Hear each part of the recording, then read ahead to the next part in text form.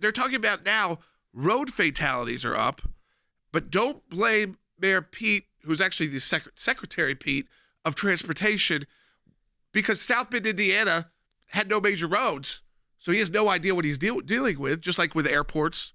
I mean, these are not, he's blamed, then he goes, just like we've seen with other things, it's blamed on race. Take a listen. We've got a crisis when it comes to roadway fatalities in America. We lose about 40,000 people every year. It's a level that's comparable to gun violence. And we see a lot of racial disparities. Black and brown Americans, tribal citizens, and rural residents.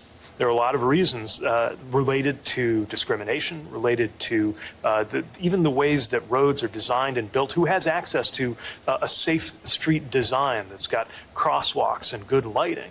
Who doesn't have that access? That can drive disparities. And we have a responsibility to act on that. Major cities have, for everybody who doesn't live in a major city, have plenty of crosswalks, stop and go signs, lighting. You do take a more risk by being in a congested area. Yeah, busier urban areas. But also people aren't going as fast, so I'm not sure that would explain the fatalities. Yeah. Because in those areas, it's usually so congested that if you were hit by a car, it would not take your life necessarily because the vehicle's not moving at that high speed. So that's part one.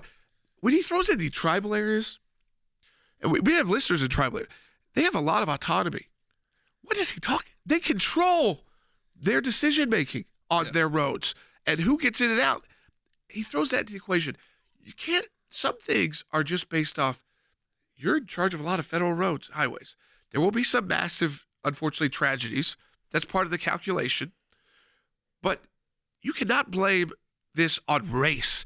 And I think, Logan, they always want to get us racially divided because it's an issue that works for Democrats. They're always afraid they're going to lose 2 votes, black votes and Hispanic votes. Donald Trump got a lot of them. Yeah, time is showing that. DeSantis got a lot of them in his last election cycle. So they're always figuring out, okay, how do we get those votes back?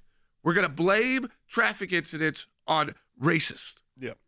It's a pretty absurd statement. Now, you can go back and when they push him on it, they do say like, well, when you say a road is racist, what does that mean? And there are some things where you look at, sure, some of these roads that are hundreds of years old or 100 years old, you go, okay, yeah, this was created at a certain time, and maybe this was created to keep certain people out. Not to kill anybody. That is not how things also have. That's not road. That's not what happened in the last. Yeah, that's not what we're talking about here. Like you said, we're talking about drunk driving, teenagers who are distracted driving is a huge problem right now. It's phones. If there's any increase, it's legalized drugs. Yeah. So you've added a new element, whether you support that or not. And texting. So you've got alcohol. We already had the problem with drunk driving. Now you have basically legalized some kind of weed, almost every state. Yeah. Some kind of that you could buy at the gas station. Yeah. Just like you could buy alcohol. So that's an issue. Add the phones to it. We know that's a side issue. It has that's nothing to do with race right there.